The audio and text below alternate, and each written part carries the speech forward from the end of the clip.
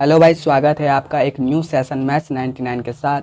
इस सेशन में हम लोग करेंगे क्लास 9 के चैप्टर 6 लाइन्स एंड एंगल्स का इंट्रो। दोस्तों, यह चैनल बिल्कुल न्यू है और इस चैनल पर क्लास 9 के मैथ्स से रिलेटेड सारे सिलेबस एनसीईआरटी बुक का कंप्लीट कराया जाएगा। साथ ही अगर आप चैनल पर नए हैं तो चैनल को कर लो सब्सक्राइब और इस वीडियो को कर देना लाइक। तो चलिए वीडियो को हम लोग शुरू करते हैं। तो आज का टॉपिक है हमारा लाइन एंड एंगल। हमारा चैप्टर का नाम है लाइन्स एंड एंगल। इस चैप्टर में हम लोग बेसिक तौर पे लाइन्स और एंगल्स के बारे में जानेंगे। तो सबसे पहले हम लोग लाइन्स पर फोकस करते हैं। कुछ बेसिक टर्म एंड डिफिनेशन है। इस चैप्टर को पूरा बनाने से पहले कुछ बेसिक कंसेप्ट जानेंगे। मुझे पता है आपने पिछले क्लास में ये सारे चीज़ पढ़ रखा होगा, फिर भी हम उसको दोहराएंगे ताकि इस पर आपको कोई दिक्कत ना हो और पूर्ण आपको सारा चीज़ याद आ जाए। ठीक, तो सर पहला है हमारा lines. A lines is a one dimensional figure. Line क्या है? वन डायमेंशनल है। डायमेंशनल मतलब एक ही डायमेंशन होगा, या तो ऐसा या तो ऐसा या तो ऐसा, मतलब कुछ भी होगा तो ऐसा ऐसा नहीं होगा, ये होगा टू डायमेंशनल। ठीक, तो जो भी होगा वो वन डायमेंशनल फिगर होगा। साथ ही which has length but no width, इसका लेंथ होगा पर चौड़ाई नहीं होगा, लेंथ होगा पर ब्रीथ नहीं होगा। And extended in opposite direction infinitely, मतलब अपोजिट डायरेक्शन में ये क्या होगा? चलते जाएगा। लाइन जो है वह ना ही कहीं से स्टार्ट होता है और ना ही कहीं पे ख़त्म होता है, मतलब ना ही इसका क्या स्टार्टिंग पॉइंट है, ना कहीं से ये स्टार्ट होता है, ना ही इसका क्या है एंडिंग पॉइंट है। ठीक, ना ही इसका क्या है एंडिंग पॉइंट है, ये बस चलता जाता है। इस एरो यह दिखाता है कि ये लाइन इस साइड इधर चलता जाएगा, ये लाइन इधर चलता जाएगा। ठीक, इसका अपोजिट डायरेक्शन मतलब अपोजिट डायरेक्शन के ओर ये इन्फिनिटली मतलब होता है कि आगे बढ़ते जाना, इसका कोई अंत नहीं है। ठीक, ना ही ये इसका स्टार्टिंग पॉइंट है ना ही इसका एंडिंग पॉइंट है, तो हम लोग उसी को क्या बोलेंगे? लाइन बोलेंगे। लाइन के ही कुछ टाइप होते हैं, जैसे कि है हमारा लाइन सेगमेंट। अब लाइन सेगमेंट क्या है? तो यहाँ पे हमने लाइन पढ़ा, अगर हम इसको यहाँ से कट कर दें और यहाँ से कट कर दें तो इस पार्ट इस ऐसा कुछ पार्ट आएगा, इसी पार्ट को हम लोग क्या बोलेंगे? Line segment. ठीक, अब पार्ट ऑफ लाइन मतलब यह जो लाइन सेगमेंट है वो किसका पार्ट होगा? वो लाइन का ही पार्ट होगा, वो लाइन का ही पार्ट होगा। जैसे मान लीजिए ये लाइन है, इसका हम इतना पार्ट क्या किए? काट करके हम यहाँ पे निकाल लिए। ठीक, a part of line with to and point is called line segment. जैसा कि हमने बताया लाइन का जो है कोई भी एंड पॉइंट नहीं होता है, पर लाइन सेगमेंट उसी लाइन का बीच का कटा हुआ भाग है, काट के निकाले तो इसका एक एंड पॉइंट होगा। दोनों साइड इसको हम लोग ए और बी से डिनोट करते हैं, समझ गए? मतलब अगर हमको लाइन सेगमेंट को डिनोट करना होगा तो हम लोग इसको इस तरह डिनोट कर सकते हैं। मतलब ए बी जो है वो क्या है? लाइन सेगमेंट है, इसका ये मतलब होता है। और लाइन सेगमेंट जो है वो इसी लाइन का एक पार्ट है। ठीक, उसके बाद आता है रे। रे के बारे में हम लोग पढ़ेंगे। एक पॉइंट से ये स्टार्ट होता है और इन्फिनाइट तक जाता है, मतलब आ पार्ट ऑफ लाइन। ये भी क्या है? एक लाइन का पार्ट है। मान के चलिए इधर एक लाइन है, इसको क्या किया हमने? यहाँ से कट कर दिया। ठीक, और यहाँ से जो निकला इसी को हम लोग बोलेंगे रे। तो रे में क्या आता है? वन एंड पॉइंट होता है, इसी को हम लोग बोलेंगे one and point. And extended in one direction, और एक ही डायरेक्शन में ये इन्फिनिट तक जाएगा। ठीक, इसी को हम लोग बोलेंगे रे। तो रे जो है वो इस पॉइंट से निकलना स्टार्ट होगा और अनंत तक जाएगा, इसी को हम लोग बोलेंगे रे। ठीक, उसके बाद आते हैं हम लोग कोलिनियर। कोलिनियर पॉइंट क्या था? इफ़ थ्री और more points lie on same line, मतलब अगर यहाँ पे एक पॉइंट है, यहाँ पर एक पॉइंट है और यहाँ पे एक पॉइंट है और यहाँ पे एक पॉइंट है, अगर हम इस पर से एक होकर एक लाइन को गुजारेंगे तो ये सारा का सारा पॉइंट इसी लाइन पर आना चाहिए। तो यही सारा पॉइंट्स आपस में कहलाते हैं कोलिनियर। और यहाँ पे एक पॉइंट है और यहाँ एक पॉइंट है और यहाँ पॉइंट है, अगर हम एक लाइन गुजारेंगे तो ये तीनों पे नहीं जाएगा, तो इस तीनों को हम लोग क्या बोलेंगे? नॉन कोलिनियर, मतलब इन तीनों पॉइंट से होकर ये लाइन नहीं गया। ठीक, जस्ट कोलिनियर का अपोजिट होता है। पर यहाँ पे देखेंगे दो पॉइंट है कोलिनियर पर, तो हमेशा जो कोलिनियर पॉइंट होता है वो थ्री पॉइंट से स्टार्ट होता है। ठीक, उसके बाद आते हैं हम लोग एंगल्स। अब हम लोग एंगल्स का बात करेंगे। एंगल्स कहते हैं किसको हैं? तो एंगल्स जो होता है, an angles is formed when two ray orient from the same end point, मतलब एक ही पॉइंट से अगर दो रे निकलता हो, इन्हीं दोनों रे के बीच के जो जगह को हम लोग क्या बोलेंगे, एंगल बोलेंगे। ठीक, दो रे के बीच का जो ये वाला जो जगह है इसी को हम लोग बोलते हैं एंगल। और एंगल को हम लोग डिनोट करते हैं थीटा से। ठीक, किससे डिनोट करते हैं, एंगल को हम लोग किससे डिनोट करते हैं, थीटा से। मान लिया एंगल ये थीटा है। ठीक, अब एंगल का भी कुछ कुछ पार्ट होगा, तो एंगल का पार्ट है आर्म्स और बेस। ठीक, उसके बारे में हम लोग समझते हैं। पहले मैं इसको क्लियर कर देता हूँ एक बार, फिर से मैं इसका फिगर बनाऊंगा। तो एंगल्स का कुछ कुछ पार्ट है, जैसे हमने एक यहाँ पे एंगल बनाया, ये क्या रे है। ठीक, इसका स्टार्टिंग पॉइंट यहाँ पे है, समझ रहे हैं आप लोग। इस एंगल के जो ये इस रे को हम लोग आर्म्स बोलते हैं और इसको भी आर्म्स बोलते हैं। लेकिन बहुत सारे बुक में और बहुत जगह आपको इसको क्या बताया जाएगा, इसको बताया जाएगा आपको बेस, सिर्फ और सिर्फ इसको, और इसको हम लोग मानते हैं आर्म्स। एंगल्स बेसिकली क्या होता है, वो 2 टाइप को होते हैं। आपको एक दूसरे पेज में मैं बताना चाहूँगा, देखिए एंगल जो है ना, ये एंगल्स है, इसको हम लोग एंगल्स कहते हैं। दो रे के बीच के जगह को हम लोग क्या बोलते हैं, एंगल्स बोलते हैं, मतलब एंगल्स बोलते हैं। ठीक, आप समझिए, इसको हम लोग क्या बोले, इसको हम लोग बोले बेस, और इसको हम लोग क्या बोले, इसको बोले हम लोग आर्म्स। ये जो बेस होता है ये होता है स्थिर, मतलब ये अपनी जगह से हिलेगा नहीं। इसका जो आर्म होता है ये क्या करेगा, इस साइड या इस साइड मूव करेगा। बात को समझिएगा, इस साइड या इस साइड मूव कराएगा। ठीक, अब हम समझते हैं एंगल्स कितने टाइप के होते हैं। एंगल्स मोस्टली होते हैं पॉजिटिव और निगेटिव। अब पॉजिटिव एंगल किसको बोलेंगे और निगेटिव एंगल किसको बोलेंगे, जब ये आर्म्स, ये जो आप देख रहे हैं, ये एंटी क्लॉक अगर इस साइड मूव करेगा तो ये हो जाएगा आपका पॉजिटिव, और ये जब आर्म्स इस साइड मूव करेगा, इस साइड, जैसे ये आर्म्स है, ये अगर आपका ये बेस है, ये आपका यहाँ पे था और यहाँ पे आ गया। ठीक, इस साइड मूव किया तो ये हो जाएगा आपका निगेटिव। जैसे ये आर्म्स यहाँ पे था, इसको देखेंगे, ये आर्म्स यहाँ पे था और ये यहाँ पे क्या आ गया, इस साइड आ गया, तो इस साइड हुआ एंटी क्लॉक, तो इसको बोलेंगे हम लोग पॉजिटिव एंगल्स। ठीक, तो एंगल्स कितने टाइप के हुए, पॉजिटिव और निगेटिव। अब हम लोग समझते हैं यहाँ पे आर्म्स और वर्टिक्स। तो arms and vertex, the ray making an angle are called arm. ठीक, ये जो है रे, ये जो एंगल्स बनाया, इसी को हम लोग आर्म्स बोलेंगे। और कहीं कहीं क्या बहुत सारी जगह इसको बेस भी बोलते हैं। बेस क्या होता है, ये स्थिर रहता है, मूव ये चीज़ करता है, मूव हमेशा ये चीज़ करेगा। ठीक, तो वर्टिक्स किसको बोलेंगे, देखिए ये दो रे हुआ और इसको हम लोग एंगल बोलें, इसको हम लोग क्या बोलते हैं, आर्म्स बोलते हैं। और इस पॉइंट को ही हम लोग बोलते हैं वर्टिक्स।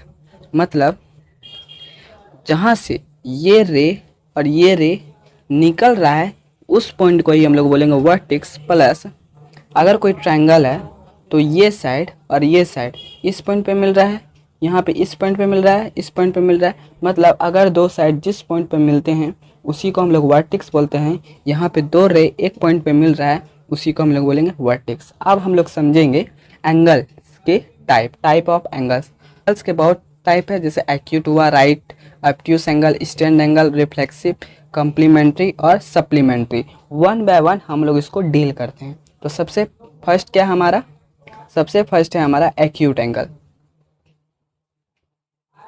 तो सबसे फर्स्ट हमारा क्या है, एक्यूट एंगल। तो एक्यूट एंगल को हम लोग ध्यान से समझेंगे। An acute angle measure between 0 and 90 degree.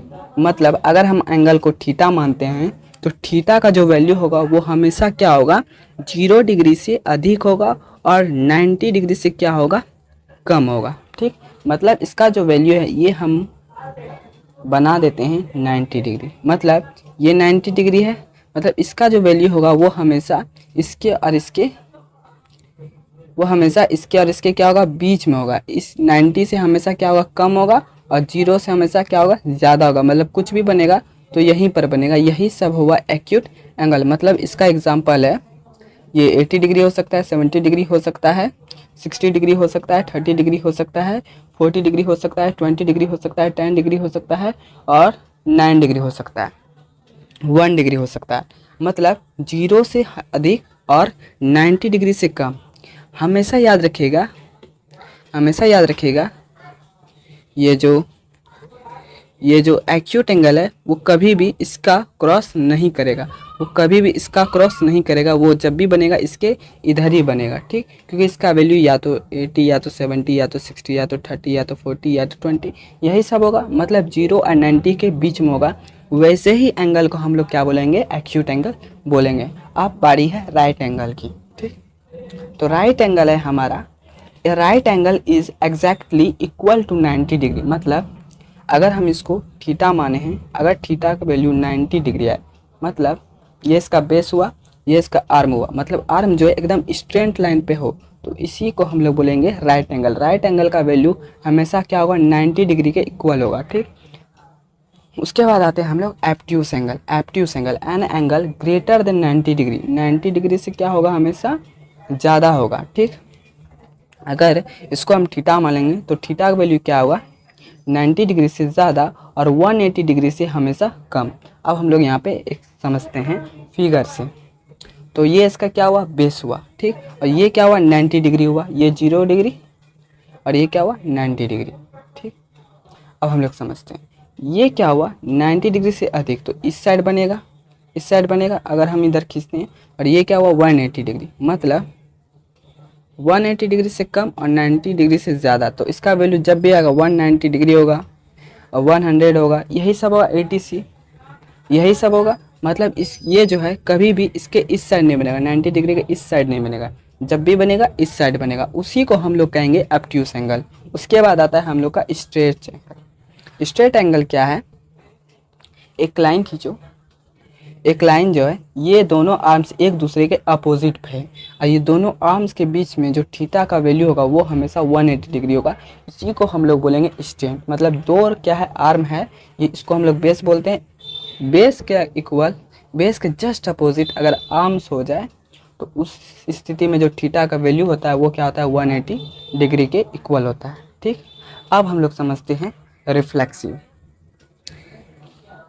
अब हम लोग आते हैं रिफ्लेक्सिव। तो रिफ्लेक्सिव एंगल किसको बोलेंगे, an angles which is greater than, which is क्या, ग्रेटर देन 180 डिग्री, 180 डिग्री और लेस देन 360 डिग्री। मतलब हमेशा इसका जो वैल्यू होगा, इसका जो वैल्यू होगा वो क्या होगा, इसके क्या होगा, यही होगा इसका वैल्यू। मतलब अगर हम एक रिफ्लेक्सिव एंगल बनाना चाहेंगे, अगर हम एक रिफ्लेक्सिव, एक मिनट, जैसे अगर हम एक रिफ्लेक्सिव एंगल बनाना चाहेंगे तो ये इस साइड से मूव करता है, तो ये इसका जो भी वैल्यू होगा यही क्या होगा, रिफ्लेक्सिव एंगल होगा। जैसे एक एग्जांपल के थ्रू हम आपको समझाना चाहेंगे, जैसे 200 डिग्री ये भी रिफ्लेक्सिव है, 300 ये भी रिफ्लेक्सिव है। अब आपसे कोई पूछ देगा what is reflexive of 30 degree, what is reflexive, मतलब 30 डिग्री का रिफ्लेक्सिव क्या होगा। तो सीधी सी बात है, हम लोग इसको 360 डिग्री में माइनस कर देंगे 30 डिग्री को, और जो भी आंसर आएगा वही क्या होगा, 30 डिग्री का रिफ्लेक्सिव एंगल। मतलब अब अगर आपसे पूछा गया कि 30 डिग्री का रिफ्लेक्सिव एंगल क्या होगा, तो हम लोग 360 में उसी 30 डिग्री को माइनस कर देंगे, जो रिजल्ट आएगा वही हमारा होगा 30 डिग्री का रिफ्लेक्सिव एंगल, ठीक। तो इसका फॉर्मूला हो गया क्या, what is the reflexive angle of x degree. तो इसका फॉर्मूला हो जाएगा 360 minus x degree equal to reflexive angle of x degree, ठीक। यही आपको, ये बात को आप ध्यान रखिएगा, सवाल में बनाने में आपको बहुत ही काम देगा। नेक्स्ट है कॉम्प्लीमेंट्री। यहाँ पे है टू एंगल्स, मतलब हमको दो एंगल लेना पड़ेगा, whose sum is 90 degree are called complementary. मान लिया एक एंगल है x डिग्री और एक है y डिग्री, इन दोनों को प्लस करने के बाद जो रिजल्ट आएगा वो 90 के इक्वल आएगा। तो इसी दोनों, ये दोनों एंगल आपस में कॉम्प्लीमेंट्री एंगल कहलाएंगे, ठीक।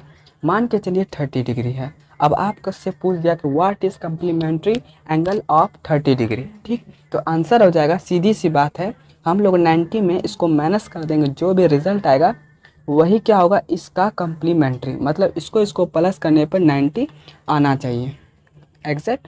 जैसे कहीं आपको देगा कि x का है और एक एंगल का वैल्यू 60 डिग्री है, आपको पूछ देगा व्हाट इज, यदि x और ये दोनों कम्प्लीमेंट्री एंगल है तो हमें x का वैल्यू पता करना है, तो सीधी सी बात क्या करेंगे, इन दोनों को प्लस करने के किसके को आएगा 90 का, तो x का निकालने के लिए क्या करेंगे 90 माइनस 60 डिग्री करेंगे इक्वल टू 30 डिग्री आ जाएगा। तो यही हमारा हो गया x का वैल्यू। तो हम लोग इस तरह x का वैल्यू निकाल सकते हैं यदि बोलेगा वो दोनों आपस में कम्प्लीमेंट्री एंगल है तभी। उसके बाद आते हैं हम लोग सप्लीमेंट्री एंगल। सप्लीमेंट्री एंगल क्या है, two angles whose sum is 180 degree, just like उसी तरह कम्प्लीमेंट्री की जगह 90 और यहाँ पे हो जाएगा 180। सपोज x डिग्री और y डिग्री दो सप्लीमेंट्री एंगल है, तो इसका क्या हो जाएगा सम 180 डिग्री, मतलब वो तभी सप्लीमेंट्री होगा जब इन दोनों को प्लस करने के बाद क्या है 180 डिग्री। उसी तरह हम लोग अगर एक का वैल्यू दिया है 90 और दूसरे का पूछेगा तो सीधी से बात है 180 में 90 को माइनस कर देंगे और जो रिजल्ट आएगा 90 डिग्री वही क्या हो जाएगा सप्लीमेंट्री। आपसे पूछ सकता है what is supplementary angle of x degree, तो सीधी सी बात है 180 डिग्री माइनस x, यही क्या हो गया इसका सप्लीमेंट्री। ठीक, अब आते हैं हम लोग एडसेंट एंगल। एडसेंट एंगल क्या, if they have common vertex, देखिए कॉमन वर्टेक्स है अ कॉमन आर्म, एक यहाँ कॉमन आर्म है and their non common arm, एक यहाँ है और एक यहाँ है, मतलब ये कॉमन है और ये दोनों कॉमन नहीं है, और one different sides of the common arm. ठीक, और एक का ये कॉमन आर्म है, तो ये जो एंगल है और ये जो एंगल है यही दोनों एंगल आपस में क्या कहलाएंगे एडसेंट एंगल, क्या कहलाएंगे एडसेंट एंगल। दोस्तों तो यहीं तक था वीडियो, पूरा का पूरा लाइंस एंड एंगल्स का जो होता है इंट्रोडक्शन वीडियो वो मैंने बता रखा। अब इसके बाद आएगा एग्जाम्पल, पहले मैं एग्जाम्पल बताऊंगा, उसके बाद मैं बताऊंगा थ्योरी बताऊंगा 6.1, और उसके बाद मैं करवाऊंगा एक्सरसाइज। तो 1 बाय 1 इस चैप्टर का सारा इस चैप्टर का मैं ख़त्म करूंगा, साथ ही 9 क्लास का सारा मैथ सिलेबस मैं इसी चैनल पे ख़त्म करूंगा। तो अगर आप चैनल पर नए हो तो चैनल को कर दो जरूर से जरूर लाइक, और ये वीडियो आपके लिए बहुत ही यूज़फुल रहा, अपने दोस्तों को भी शेयर करो और इस वीडियो को लाइक करो और एक प्यारा सा कमेंट करो। मिलते हैं नेक्स्ट वीडियो में, थैंक यू।